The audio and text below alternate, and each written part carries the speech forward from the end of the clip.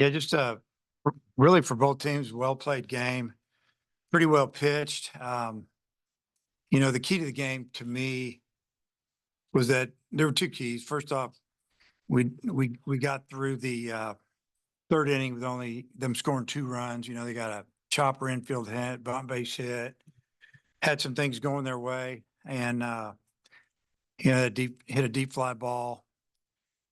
But I just felt like when Hagen came out in the sixth and we're down a run and he got through the sixth, yeah, I think it really motivated our team. It was just 15, 16 pitch inning, and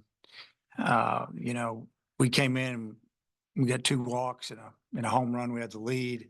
I think it was just big. It was like he saved our bullpen if we didn't come back and win, but he just did a tremendous job fighting through the night. And I thought Ole Miss hitters, they fought him. They did a good job. And Hagen didn't have his best stuff, and but he still went 6 innings and only gave up 2 runs. And I just saw he struck out 11. The 4 walks hasn't kind of really happened this year.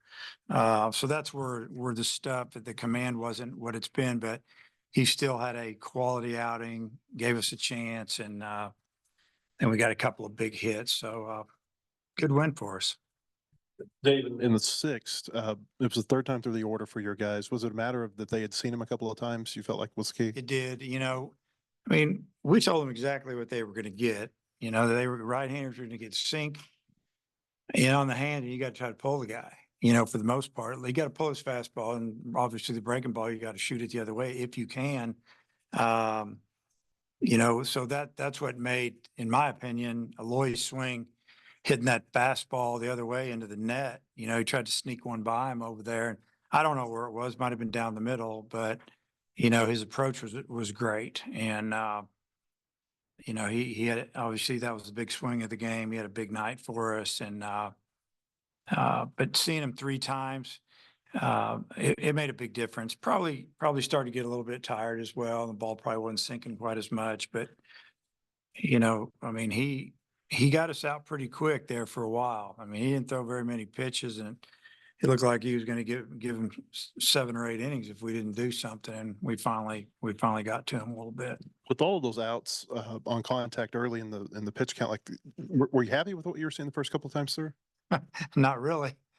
From our hitters, not really. Okay. No, the first inning wasn't bad, but then we had what did we have? We had a base hit on the second pitch of the game, hit hard, and McLaughlin just misses hitting a 2-run homer, lines out, and then it didn't go great after that, I don't think, but yeah, the third time through was big, and that was something that obviously we bring up in the dugout. Third time through, we're going to get him this time, and just baseball lingo a little bit, but it is something that happens in the game. You get to see somebody, the hitters figure it out just a little bit more each time, and good job by our guys. Told them, we're down, didn't panic. Smith got us through that third inning with only giving up a couple of runs, and the difference between them scoring 2 and 4, that's big. That was big that didn't happen. And then we came in and scratched across a run there in the 4th. And obviously we felt like we were going to win the game. We just got to keep it close. And we did.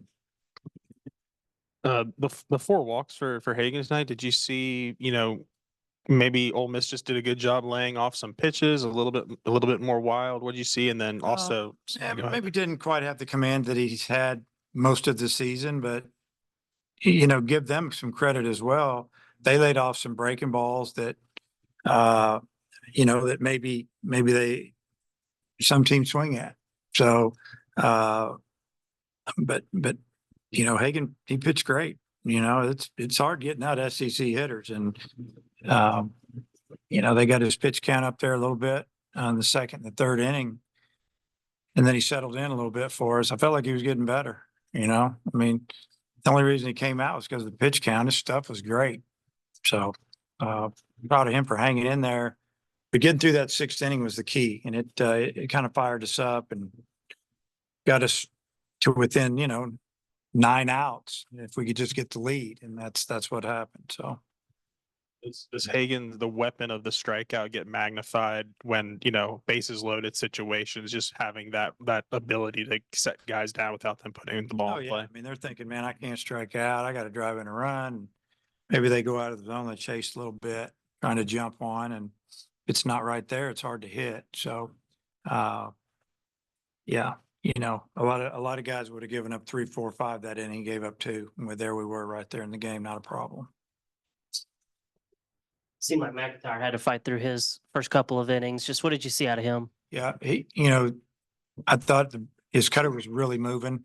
It was just running away, maybe just off the plate. He made an adjustment the second inning, threw pretty good, and tried to keep him right around 50 pitches, and just had the matchup with Stone against Fisher. Fisher's a really good hitter, got a lot of bat speed, and Stone did a great job getting him. Spraglot tacked on the extra run there with the home run. Just what did you see on his at bat there? That was I don't know how to say it, but that was big for us.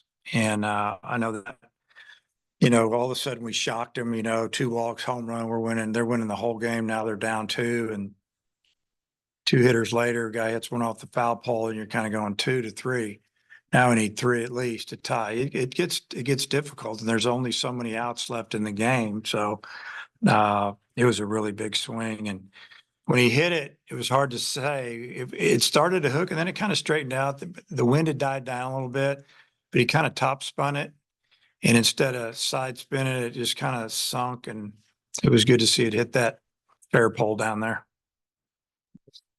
I guess Hagen was at 90 pitches after 5 innings. Yep. Is it at this point in the season where it's kind of a decision going the other way to send him back out for the 6th and more comfortable pushing him over 100 Well, pitches? Yeah, the 5th inning to me was a really good inning for him, and because I think he started the 5th with about 80 pitches, something like that. So when he got him out quick, we were like, hey, stuff's still good.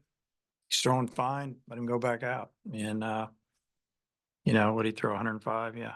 So yeah, you don't want to throw him too much more than that right now, but he's a pretty strong kid. I think he's fine.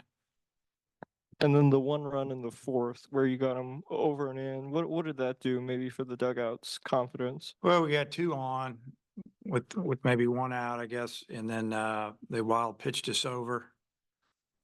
And I think was it Spraglot that he got inside a ball. I mean, that thing was running, chopped it.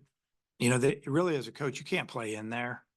You got a 2-run lead. You got, you give up 1. We got 1, cut that lead in half, and then 1 pitch later they were in the dugout. But yeah, you could just feel the momentum starting to swing our way just a little bit because they weren't scoring anymore. So we looked over from last Thursday. Hagen went 6 innings, McIntyre went 2 2/3, and Stone went 1 out. And it happened again tonight.